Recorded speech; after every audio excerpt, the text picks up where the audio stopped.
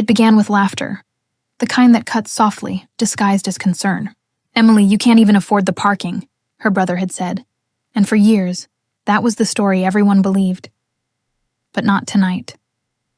Tonight, beneath the glow of city lights, a quiet woman stepped into a world that had already decided who she was, and rewrote it without saying a word. This is not a story about money. It is a story about dignity, silence, and the moment when truth finally walks into the room wearing your name. My brother laughed when I told him I had reserved the aubergine for Mom's birthday. He said, "Emily, you can't even afford the parking."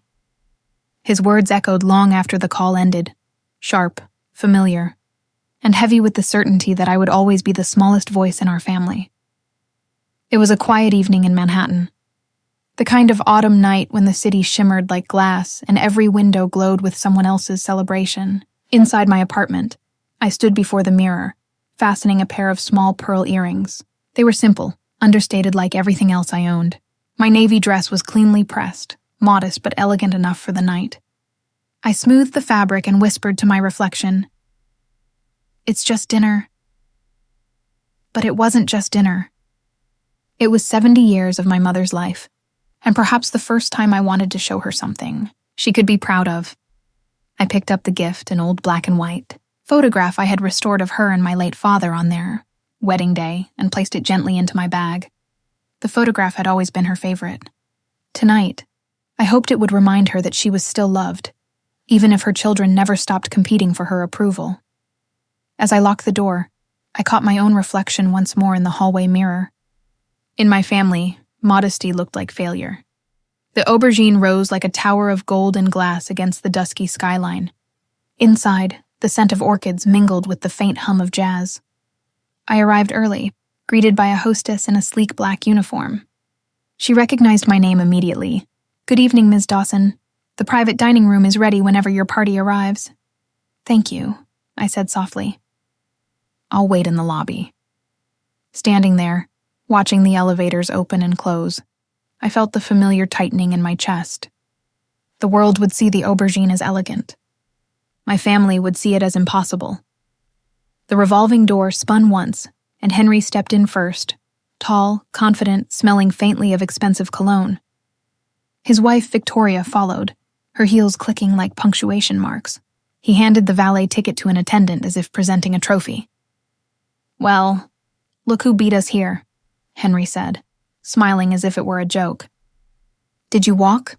"Good evening, Henry," I answered evenly. Victoria glanced around the marble foyer. "This place is stunning," she said, her tone sugar-coated.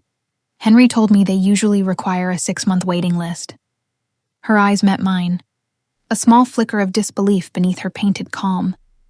Then came Mom Linda Dawson, her silver hair neatly pinned, a silk scarf around her shoulders. She looked radiant, fragile, and still somehow the quiet center of our family's orbit. "Oh, sweetheart," she said, kissing my cheek. "You didn't have to go through all this trouble. Are you sure about this place? It must be costly." "It's your 70th birthday, Mom," I said. "You deserve something special." Henry laughed lightly. "If the bill comes, just slide it my way, all right?" Victoria joined in, perfectly timed. Or maybe the aubergine runs a charity program for sentimental daughters. Their laughter filled the lobby too loud, too polished. I smiled thinly and said nothing. Over the years, I had learned that silence was sometimes the only way to keep my dignity intact. The elevator chimed again, and our youngest sister, Alice, appeared, her phone already raised for a quick video clip. "Family dinner night," she chirped, spinning slightly to capture the chandelier above us. "Thanks, Henry, for making the reservation." I saw the caption appear on her screen and bit my lip before speaking. "Actually, I made it." Alice froze mid-swipe, looking embarrassed for a moment before tucking her phone away. The hostess returned, smiling politely. "Party for Ms. Emily Dawson?" Henry turned toward her automatically. "That's us. Henry Dawson. I made the reservation." The hostess glanced down at her tablet, her expression composed but precise. "I'm sorry, sir. The private dining room on the upper floor is under Ms. Emily Dawson." Henry blinked. "That can't be right. I'm sure it was under my name." She looked again, then smiled. "No mistake, sir. Ms. Dawson arranged everything herself." For a moment, silence spread like ripples in still water. Victoria's brow lifted. Alice's eyes darted between us. Mom looked from Henry to me, as though waiting for one of us to admit the truth. Henry gave a short laugh, forced and sharp. Well, that's a first. Emily's in charge tonight. I met his eyes calmly. Yes, right this way. We followed the hostess through the softly lit hallway lined with art and mirrors. Each step echoed against marble floors, and I could almost feel my brother's discomfort growing beside me. When we reached the elevator, Victoria leaned close enough for only me to hear. This place must cost a fortune. Did you get a raise or something? Her voice was light, but her smile carried poison. I simply said, something like that. The elevator doors opened to a breathtaking view of the city, a wash of amber lights and slow-moving traffic below. The private dining room gleamed with crystal and white linen, orchids cascading down the center of a long mahogany table. Mom gasped softly. Emily, this is beautiful, but sweetheart. She turned to me, worry clouding her features. This is too much. You can't possibly afford this.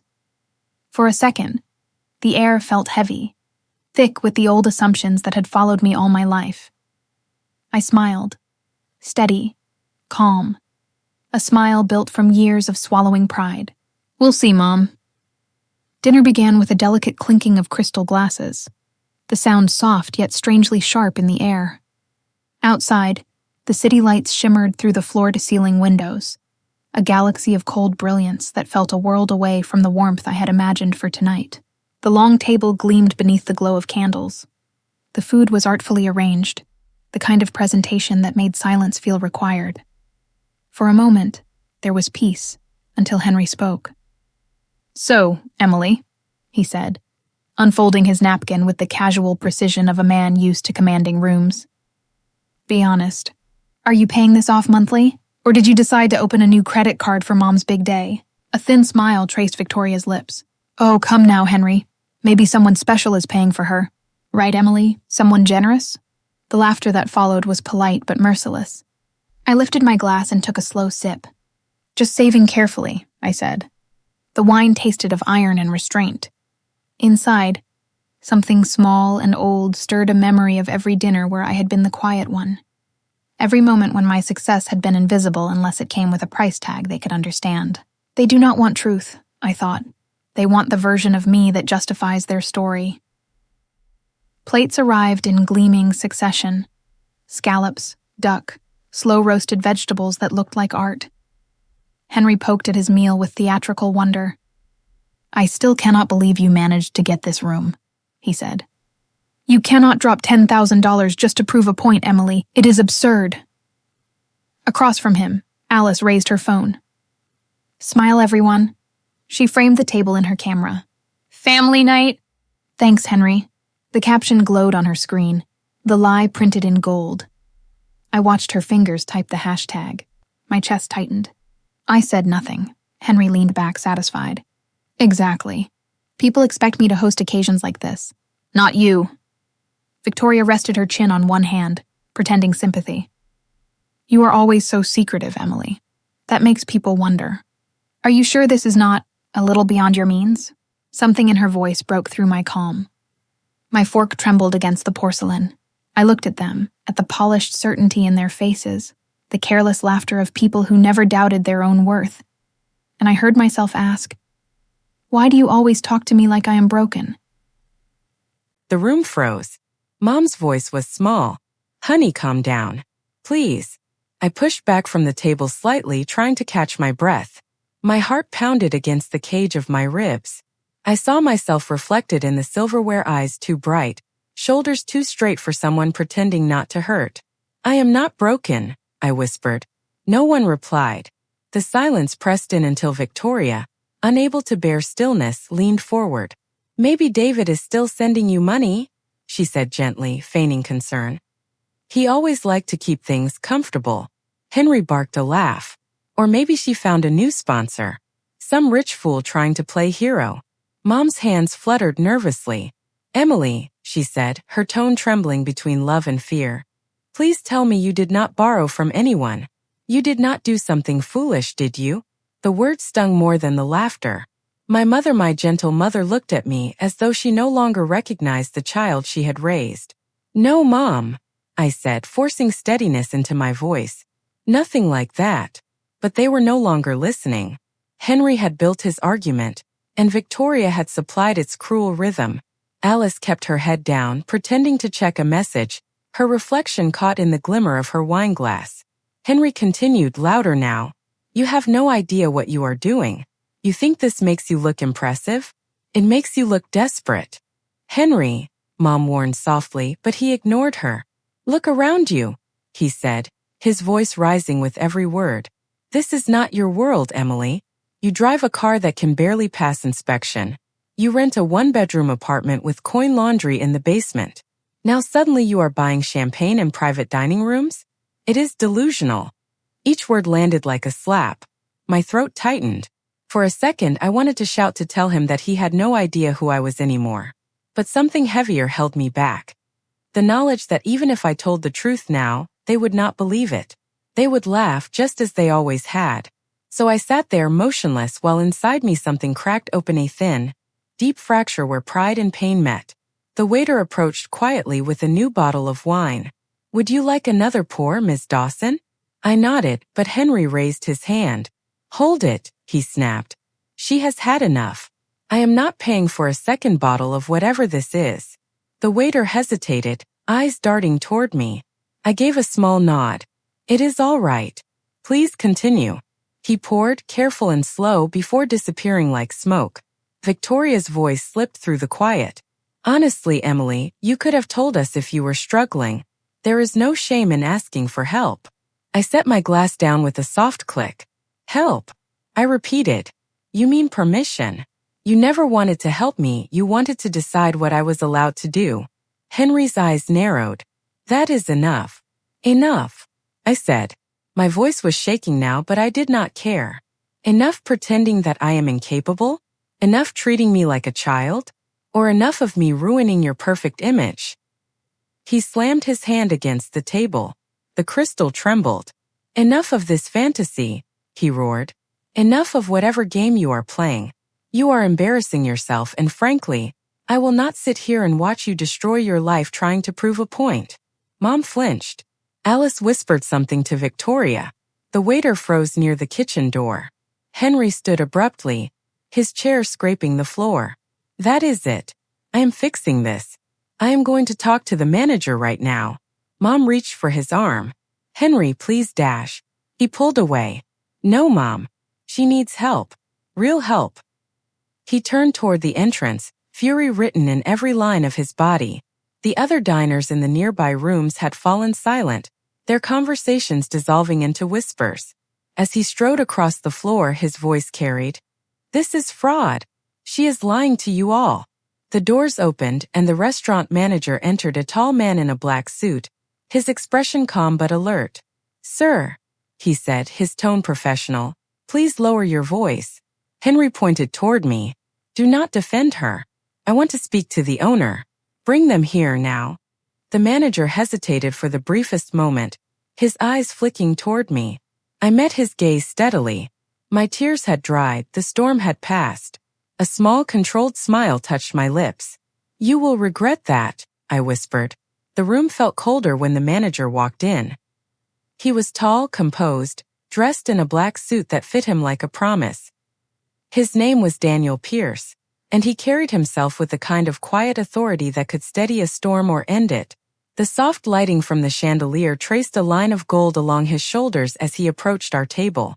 Every conversation in the nearby rooms had gone silent. Even the hum of the building seemed to pause. "Sir," Daniel said to Henry in a low, professional voice, "I am going to ask you once more to keep your voice down. You are disturbing other guests." Henry turned to him with the outrage of a man who is used to being respected, or at the very least obeyed. "Do not lecture me. I am asking for something very simple. I want to speak to the owner of this place. Bring her here. Or him. I do not care which. I want to know who allowed this circus." My mother flinched at the word circus. Daniel's expression did not shift. "The owner is ready to speak with you now, sir."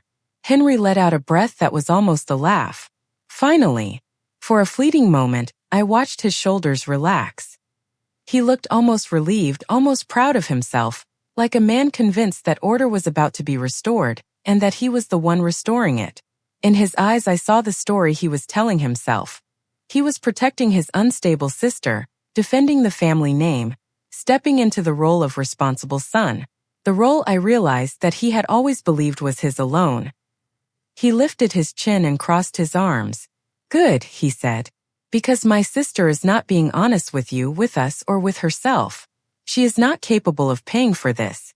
She is humiliating herself to impress us. She is unwell." The word lingered in the air, poisonous.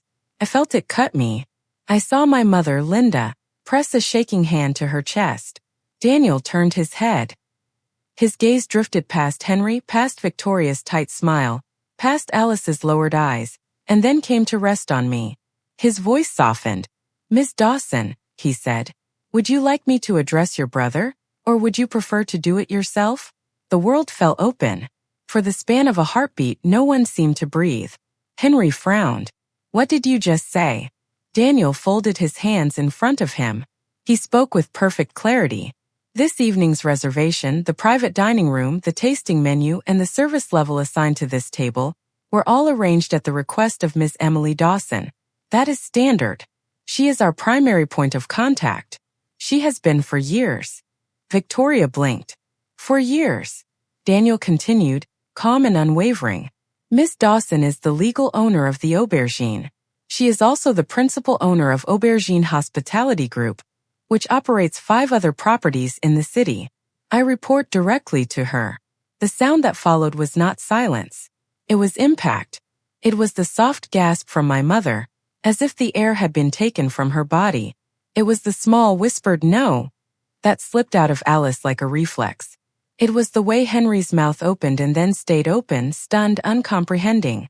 "That is not possible," Henry said at last. His voice had dropped, not in anger but in confusion. Confusion and something else. Something older. Something unguarded. "That is not possible," he repeated more quietly. Daniel inclined his head. "It is entirely possible, sir." Henry laughed, but it was a fractured sound, not whole. "Emily is an administrative assistant.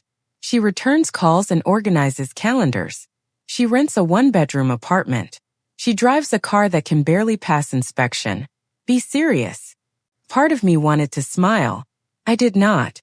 Instead, I said softly, "You never cared to ask." Henry turned to me then, as if truly seeing me for the first time that night. His expression was not anger now. It was not superiority. It was not even disbelief. It was a kind of fear. "What is he talking about?" he asked. "Emily, what is he talking about?" My hands were steady in my lap. "I bought the Aubergine 4 years ago," I said. "The group added more locations over time. I have not been doing this alone. I have a management team. I am not pretending to be anything, Henry. I am working." Victoria stared at me as if I had spoken in a language she did not understand. "You own this," she whispered. "This restaurant. You own this restaurant." "And the others," Daniel added, almost politely, as if it were a detail that might have been overlooked. "Maison Archer in Midtown. Laurel and Bone on the waterfront. August House in the Theater District. The Garden Room in the West End. And most recently, Finch and Field." I heard the names spill softly into the room like stones dropped into deep water. Henry swallowed. His jaw worked, but no words came. My mother looked at me with tears building along her lower lashes. "Emily," she whispered. "Baby, why did you not tell me?" Something in me shifted when she called me that. Baby. A name from a time when I still believed that being loved meant being seen. I drew in a breath that trembled at the edges. "I tried," I said. Her face crumpled. "When?" "After the divorce," I said quietly. "When David told everyone I contributed nothing. When his lawyer said he had built that life alone. I tried to tell you then that I was doing fine. You said that I should be grateful that a man like him had ever chosen me." My mother closed her eyes. "At Christmas," I continued, my voice raw now, "when you asked why I was not dating anyone successful, I said I was doing well on my own. You said, Doing fine is not the same as being successful. Tears began to fall down her cheeks. And last year on your birthday, I whispered, when you said you wished I would make something of myself like Henry, I started to tell you about the restaurants. You interrupted me and asked if I remembered to bring the lemon cake. Her hand rose to her mouth. Her shoulders shook. I thought you were only trying to make yourself feel better, she said, voice breaking. I thought you were just wounded after the divorce. I thought you were being defensive. Emily, I did not know. I swear to you I did not know. I nodded once. The ache in my throat felt like heat. I know. She reached for me across the table with a trembling hand. I should have asked how you were, she said, instead of assuming I already knew. For a moment all the years between us fell away. I saw not the woman who had doubted me. I saw the woman who had once held my hair back when I was sick, who had stayed up through the night sewing the hem of a dress for a recital I almost did not get to attend because the other girls said I was not good enough. She had always loved me. She had not always honored me. There is a difference. Tonight, for the first time, she understood it. Henry sank back into his chair. His shoulders, always so square, seemed to fold inward. His hands, which had been so animated and accusing, now hung open, palms empty on either side of his plate. So, he said, and now his voice was not loud. It was barely more than a breath. So I am not the successful one anymore. There it was. The truth nested inside his anger. He had not only been fighting me, he had been fighting the collapse of himself. I turned to him. You never needed to be the successful one, Henry, I said softly. You only needed to be kind. His face twisted. For a moment I thought he might shout again. Instead, his eyes shone and he looked away. The muscles in his jaw trembled. The certainty he had wrapped himself in his entire adult life was crumbling, and he did not know who he was without it. That was the peace none of us had ever named. That was the wound. Victoria stared at him, stunned. She had never seen him small. Alice was pale and silent. Her phone lay face down beside her untouched plate. My mother wiped her eyes with the corner of her linen napkin. Emily, she whispered. I am so sorry. I am so sorry. Daniel cleared his throat gently. A respectful reminder that the world still existed outside this moment. Miss Dawson, he said, would you like me to have the next course sent out, or would you prefer a pause in service? I looked at my family. All of them. The people who had loved me, underestimated me, spoken over me, and for years had believed I needed their permission in order to hold my own life. No more interruptions, I said. My voice was calm now. Steady. Please continue with the meal. Henry let out a low breath. You have been living a lie, he murmured, not looking at me. I turned my gaze toward the city beyond the glass. The skyline bled gold and white into the dark. My reflection hovered there, small, steady, unhidden at last. No, Henry, I said. You have been believing one. For a long moment after the truth was spoken, no one at the table moved. The restaurant continued its quiet rhythm around us. Glassware glowed in candlelight. Soft piano drifted in from somewhere beyond the private room. The city outside the window kept pulsing, indifferent and eternal. But at our table time had fractured. No one argued now. No one corrected me. No one laughed. We ate. Not because we were hungry, but because there was nothing left to say that would not reopen a wound. My mother, Linda, lifted her fork with both hands as though it were something fragile, and took a careful bite. She was still crying, but her crying had changed. It was no longer the panic of a mother afraid her daughter had done something reckless. It was something quieter. Grief, yes, but also awe. Also remorse. After a few silent minutes, she reached across the table and touched my wrist with the tips of her fingers. Her hand was still warm from the stem of her glass.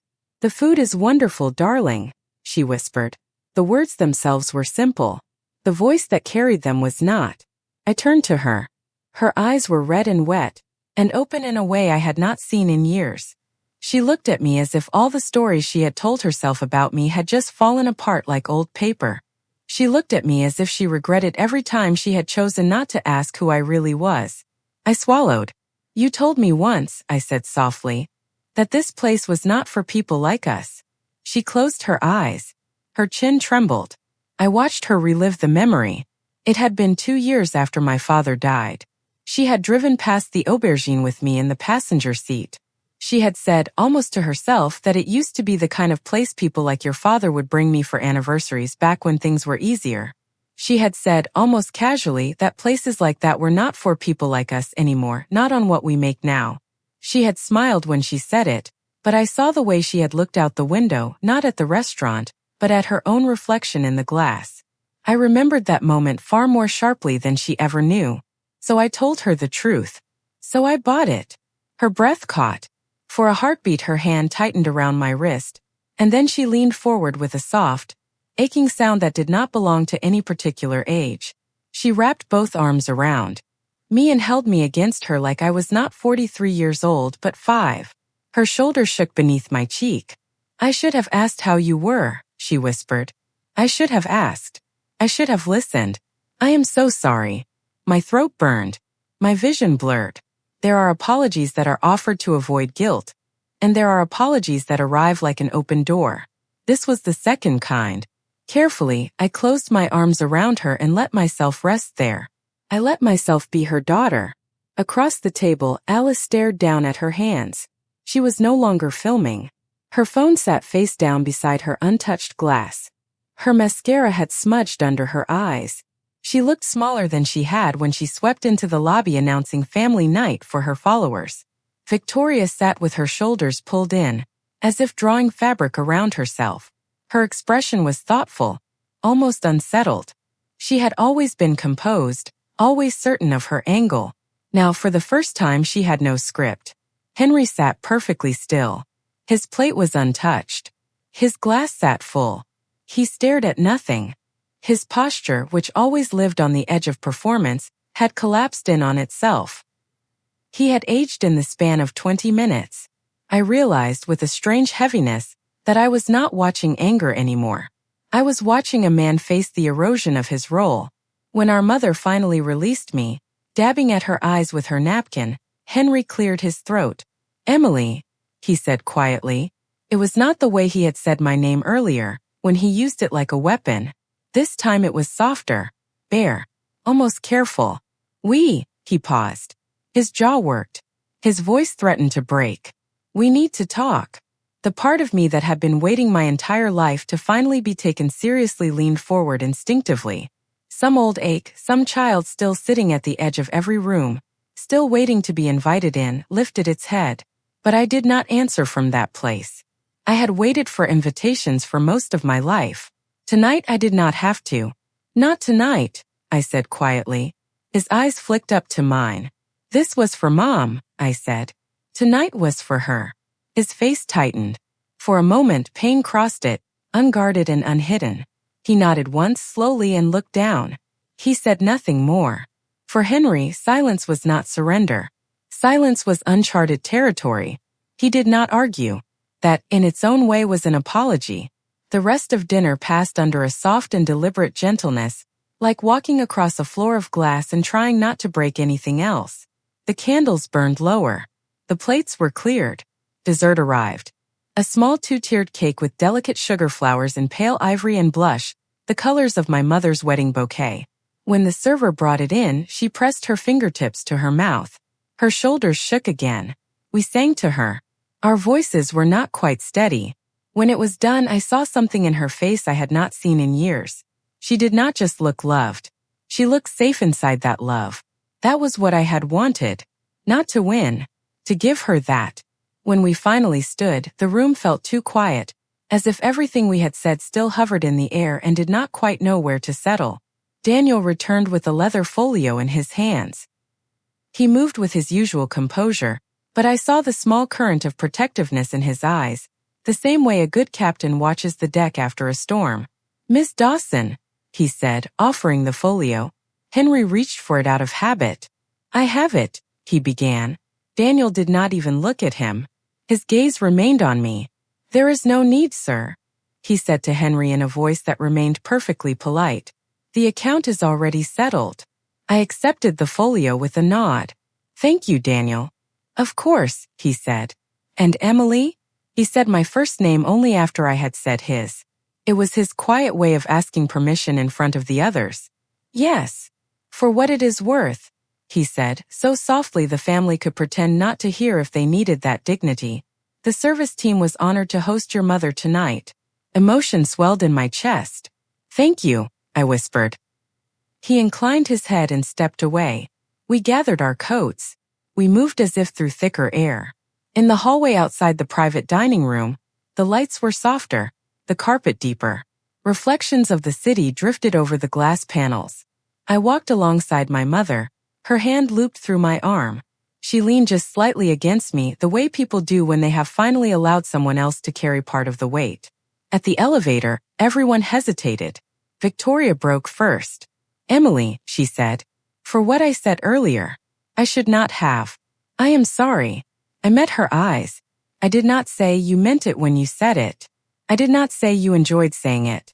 I only said, thank you. Alice stepped forward next, and for once there was no performance in her face. She hugged me quickly, awkwardly, like someone relearning how to be sincere.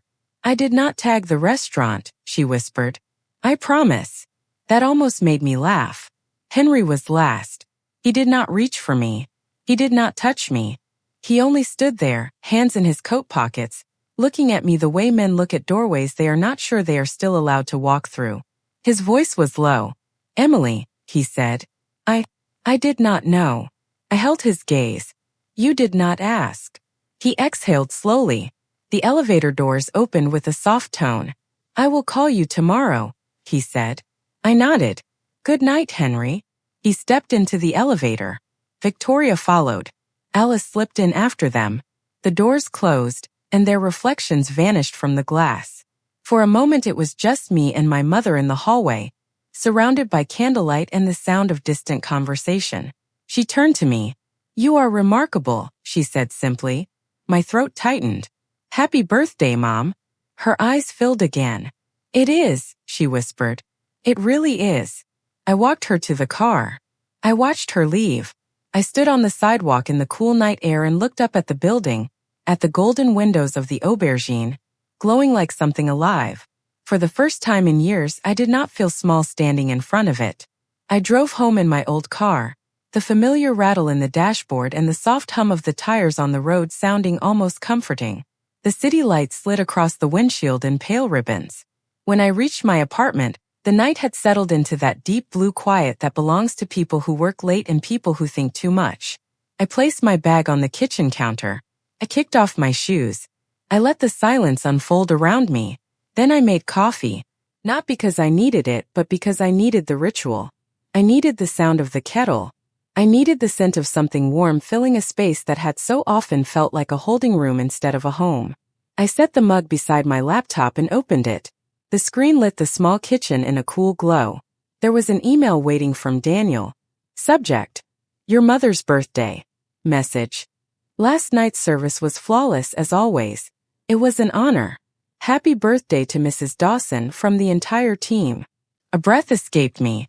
It was not quite a laugh. It was not quite a sob. It was relief. My phone buzzed. Then again. Then again. The lock screen filled with notifications in a flood of blue and gray. Henry, 6 missed calls. Alice, 3 new messages. Victoria, can we talk? Mom, are you awake, sweetheart? Henry again. Please pick up. I stared at the screen for a long time.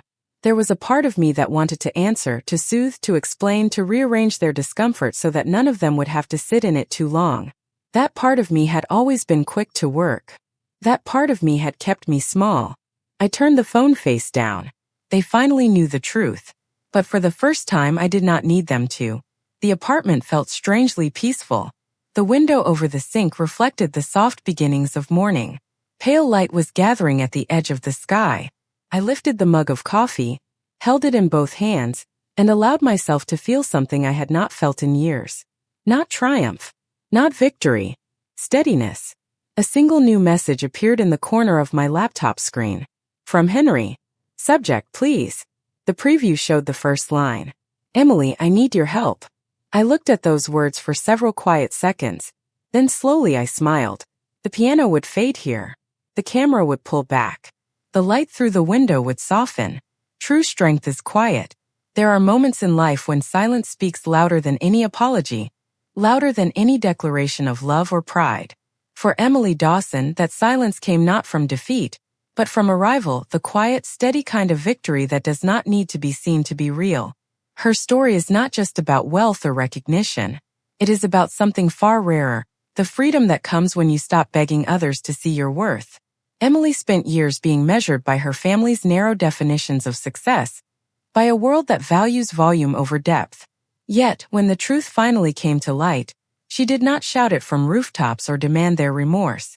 She simply let the truth stand, radiant and unshakable, while those who once pitted her struggled to face their own reflections. That is the quiet power of knowing who you are.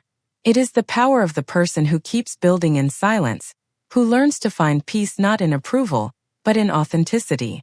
Sometimes the people closest to us will fail to see us. They will define us by what they can count, the job title, the car, the clothes, and overlook what cannot be measured. The resilience, the patience, the quiet discipline it takes to rise without applause. And when that happens, you have a choice. You can waste your life trying to prove them wrong, or you can build a life that makes their opinions irrelevant. Emily chose the second path.